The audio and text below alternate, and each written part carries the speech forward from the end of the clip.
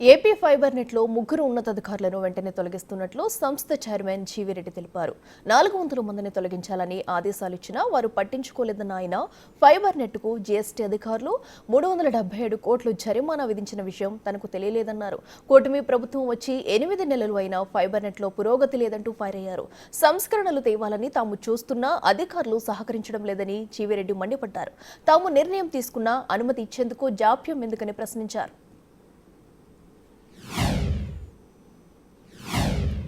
కొత్త మాసు దినేష్ కుమార్ గారు ఐఏఎస్ ఆగస్టులో ఛార్జ్ తీసుకున్నాడు. వచ్చిన తర్వాత ఒక్కరోజు కూడా దీని మీద ఈ బిజినెస్ పెంచాలి, ఒక్క కనెక్షన్ తేవాలి అనేది ఏ రోజైనా ఫోకస్ చేశారా? ఇన్ని నెట్వర్క్ ఇష్యూస్ వస్తుంటే ఎందుకు ఫోకస్ చేయలేకపోయారు? ఎన్నిసార్లు చెప్పుంటాము? ఆపరేటర్లు ఎంతమంది వచ్చారు? అపాయింట్మెంట్లు కూడా లేకుండా వాళ్ళు ఎవరిని కలవనీయకుండా ఇంటికి పంపించారు. టైం ఇవ్వకపోతుంది.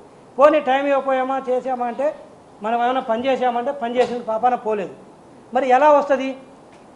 1 నెల 2 నెలలు అంటే ఓకే, 3 నెలలు అంటే ఓకే, 4 నెలలు 5 నెలలు 6 నెలలు 9వ నెల అప్పుడు ఎవరికన్నా జెస్టేషన్ పీరియడ్ అని ఉంటుంది. జెస్టేషన్ పీరియడ్ కూడా దాటిపోయింది ఇది. సో ఏమనాలి? నేనేమంటానంటే వారికి ఒక రైట్ హ్యాండ్, ఒక లెఫ్ట్ హ్యాండ్, ఒక ఫ్రంట్ హ్యాండ్ ఒకరిని పెట్టుకొని ఆర్గనైజేషన్ ఒక్కడు కూడా ముందుకు పోనీయకుండా ఈ విధంగా చేసుకొచ్చారు. అంటే నేను ఏమంటానంటే ఇది ఏమైనా ప్రభుత్వం పైన జరుగుతున్న కుట్ర అనుకోవాలా? వీళ్ళు ఏమైనా బ్లాక్ షీప్స్ అనుకోవాలా? లేదా పాత ప్రీవియస్ మేనేజ్మెంట్ చేతులతో కలిపి అప్పుడు ఎన్నో స్కాములు జరిగినాయి. ఈ ఆర్గనైజేషన్ ఇక చంపేస్తే ఇప్పుడు ఇక చనిపోయినప్పుడు ప్రీవియస్ స్కామ్స్ కూడా వెరిఫై చేయడానికి అవకాశం ఉండదు కాబట్టి ఆ విధంగా ముందుకు వెళ్తున్నారని నాకు డౌట్ వస్తుంది. ఉన్నారు, బట్ వారికి చేదోడు వాదోడుగా ఉంటే అసలు బిజినెస్ను ఒక అడుగు కూడా ముందుకు పోనీయకుండా 3 వ్యక్తులు ఉన్నారు. అంటే మిగతా వాళ్ళు కూడా ఉన్నారు. ఇలా 3 అనే కాదు, ఇలా 3 అయితే స్పాట్లో టెర్మినేట్ చేస్తున్నా.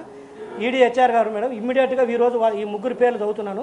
వాళ్ళకి ఇమ్మీడియట్గా టెర్మినేషన్ ఇవ్వండి. అఫ్కోర్స్ సబ్జెక్ట్ 1 మంత్ నోటీస్ ఇవ్వండి.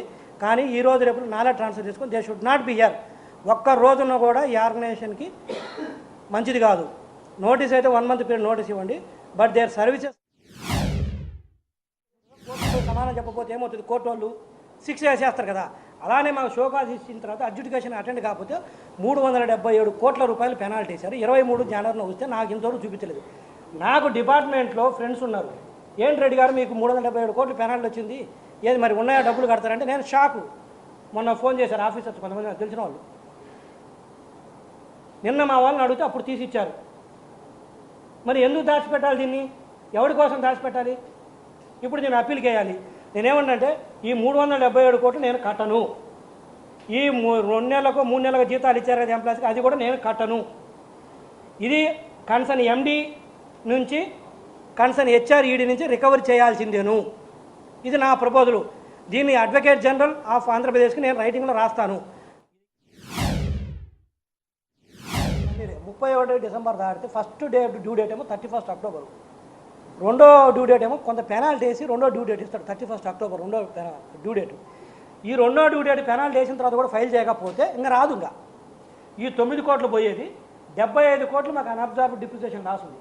ఇది క్యారీ ఫార్వర్డ్ కాదు. ఇది క్యారీ ఫార్వర్డ్ కాకపోతే దీని మీద ఒక 21 కోట్లు ట్యాక్స్ పడుతుంది భవిష్యత్తులో. అంటే నెక్స్ట్ ఇయర్ ప్రాఫిట్స్ వస్తాయి. అంటే మొత్తం 30 కోట్ల రూపాయలు సేవ్ అయింది నేను చైర్మన్గా తీసుకున్న తర్వాత నేను చూడబట్టి. ఇది పోతుంటే మా వాళ్ళు ఏం చేస్తారంటే అధికారులు, మనకు ఒక సామెత తెలుసు, ముందు నుంచి చీమలు పోతుంటే వారో లేరంట, ఎనుగు నుంచి ఏనుగులు పోతున్నా వదిలేస్తారు. అట్లా టీ ఖర్చు ఎంత అయింది, ట్రావెల్ బిల్ ఎంత అయింది, ఈ లెక్కలు చూస్తూ కూర్చున్నారు ఈ స్థాయి అధికారులు.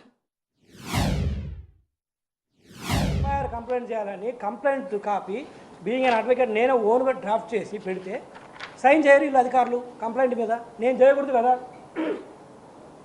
కంప్లైంట్ మీద సైన్ చేయాల్సింది ఎవరు? అధికారులే కదా. అధికారులు సైన్ చేయరు. ఎవరిని కాపాడదామనుకుంటారు? అప్పుడు ఈ ఫైబర్ నెట్ ఎలా తయారు చేశారంటే ఏనుగు లెక్క ఉన్న ఫైబర్ నెట్ని పీనుగు లెక్క తయారు చేసి పడేశారు. ఆల్రెడీ వాళ్ళు ఏనుగు లెక్క ఉన్న ఫైబర్ నెట్ని పీనుగు లెక్క తయారు చేసిపోతే ప్రీవియస్ మేనేజ్మెంట్ ఈ ఆ శవాల మీద పేలాలు ఏరుకోవడం అంటే ఇదే ఇల్లు. ఇప్పుడున్న మేనేజ్మెంట్, ఇప్పుడున్న అధికారులు మా సంస్థలో ఏంటిది? వీటన్నిటికీ రెండోది వచ్చేసరికి నేను చైర్మన్ అయిన తర్వాత నాకు బుక్స్ ఆఫ్ అకౌంట్స్ చూపించమని నేను అడిగితే ఈ రోజుకి నాకు బుక్స్ ఆఫ్ అకౌంట్ చూపించలేదు. నాకు బుక్స్ ఆఫ్ అకౌంట్ చూపించినా కూడా చాలా వరకు కొన్ని సమస్యలు పరిష్కారం అయింది. నాకు నేను అడిగితే మీకు బుక్స్ ఆఫ్ అకౌంట్ చూపించాల్సిన అవసరం లేదంటారు. అసలు బుక్స్ ఆఫ్ అకౌంట్స్ ఇవ్వాల్సిందే చైర్మన్కి. బుక్స్ ఆఫ్ అకౌంట్స్ ఏజిఎం నడిస్తే వచ్చి సబ్మిట్ చేసేదే మొత్తం పిన్ టు పిన్ తీసుకొచ్చి సబ్మిట్ చేయాల్సిందే చైర్మన్కి. అయితే చైర్మన్కి బుక్స్ ఆఫ్ అకౌంట్స్ ఇవ్వమంటారు.